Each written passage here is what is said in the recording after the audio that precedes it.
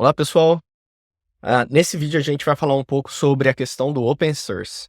Então, como que eu vejo essa questão do open source agora com o novo sistema da Adobe SaaS? Bom, a Adobe, eles têm produtos open source, mas o modelo é totalmente diferente, né? A gente não altera o core da aplicação. Tem algumas aplicações, como eles lançaram no passado, um editor de código, que eles deixavam customizar o core da aplicação, mas as aplicações mesmo, como Photoshop, como essas outras até da Adobe Commerce, da, da mesma suite do Adobe Commerce, eles não deixam alterar o core. Mas eu não acho que o open source vai morrer ou o SaaS é um concorrente do open source. Eu vejo como distintas opções de mercado. Então, isso significa que se você usa avião, não quer dizer que você nunca mais vai usar carro. Ou se você usa carro, você nunca mais vai usar bicicleta.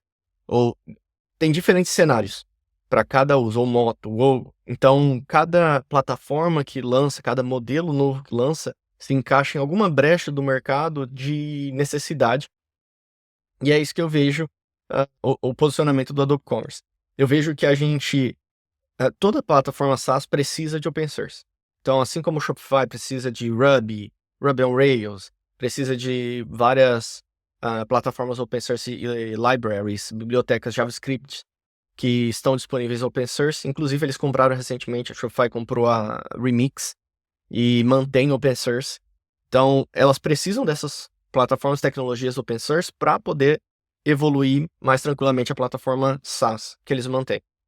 Então, eu vejo que não é uma competição direta, mas no modelo que a gente conversa quando a gente vai oferecer um serviço e tem a plataforma open source e a plataforma SaaS, realmente, nesse cenário é uma competição direta.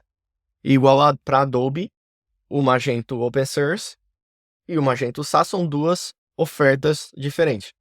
Então, Adobe Commerce as a Cloud Service e Magento Open Source são duas ofertas diferentes, ou você escolhe uma ou escolhe a outra.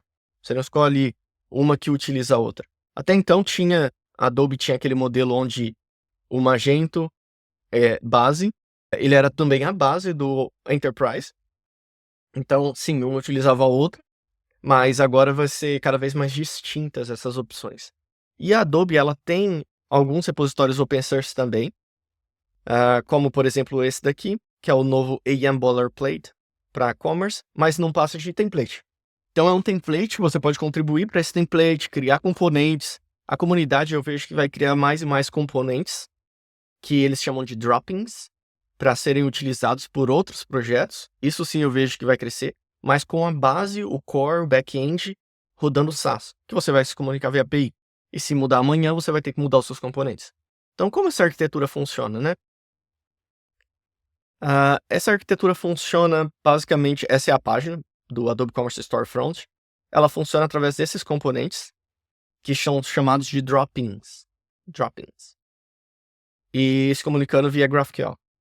Então, eu vou sentir falta, realmente, daquela parte de contribuir para o core do Magento, verificar o que acontece lá para poder ajustar, melhorar em termos de performance e segurança. Isso eu vou sentir falta. Mas essa nova solução aqui, ela não impede que a gente crie produtos para a comunidade que serão reutilizáveis em projetos. Então, se eu for aqui na parte de Storefront, na parte de arquitetura, eu vou mostrar para vocês como a nova arquitetura se parece. Porque a gente tem a parte do back-end e a gente tem a parte do front-end. E elas são um pouco diferentes. Então, no front-end, é consumido via GraphQL, via APIs. No back-end, a gente também consome via API, só que cria um microservice em Node, que são os app builders. Então, é essa aqui a nova arquitetura. Bom, no Storefront, a gente tem o Adobe Commerce, que pode ser utilizado hoje em dia. Então, hoje em dia, você não precisa estar no modelo SaaS para ter o front-end desacoplado no novo modelo EDS, Edge Delivery Service. E aí vai até facilitar a migração, se hoje em dia você já for para o EDS, é recomendado. Então, o Storefront é esse daqui. A gente tem o Commerce Droppings Components, que são os componentes de e-commerce. Por que eles chamam com esse nome, né? É importante explicar. Porque o front-end, o EDS, ele é tanto do AEM quanto do Adobe Commerce. Só que quando você aplica o Adobe Commerce, você precisa de componentes, ou seja, droppings, de e-commerce, como por exemplo, minha conta, checkout, carrinho, autenticação de usuário, página de produto e página de categoria. Você precisa desses componentes que não existem no AEM para trazer essa funcionalidade, antes conhecido como CIF, que trazia essa funcionalidade para o AEM Sites, que agora é depreciado. Bom, então a gente tem o Adobe Commerce comunicando com esses componentes, que vão se falar via APIs GraphQL, e o Adobe Commerce Storefront Services, que nada mais é do que o serviço SaaS da Adobe, onde a gente tem o catálogo novo, que é chamado de Catalog Services, o Live Search e o Product Recommendation. Então, com o Adobe CNC. Tudo aquele conjunto de produtos que a gente já conhece bem. Então, o AEM se posiciona da Document Based Authoring, que é documento do Google Drive, do Microsoft 360. Você pode usar aqui para se comunicar com o EDS Delivery Service e montar o Storefront nesse EDS, nessa front-end EDS, né? Então, o AEM é responsável por criar páginas CMS, homepage, todas essas páginas mais dinâmicas, esse CMS que a gente está acostumado no Adobe Commerce. E o Adobe Commerce é responsável por criar minha conta, checkout, carrinho, autenticação, que é o login. E, basicamente, a gente pega dos produtos SaaS a PDP e PLP, página de produto e landing page. Então, essa nova arquitetura, os droppings eles ficam organizados dentro de pastas e tem alguns pontos que eu não gosto sobre isso, tem pontos que eu gosto. Você basicamente vai usar Preact em vez de React, que tem também suas diferenças que a gente vai mencionar em próximos vídeos. É um JavaScript que monta a página, basicamente. Você tem total flexibilidade, então isso é algo que eu gostei. É uma arquitetura simples e limpa. Tudo bem que eles reinventam a roda para muita coisa ali, mas não tem tanta carga técnica igual o PWA Studio, que demorava muito para aprender, limitava o total de profissionais do mercado que sabiam aquela tecnologia. Dando essa liberdade, eu vejo que abre muitos caminhos para soluções open source em cima disso, mas o back-end realmente restrito.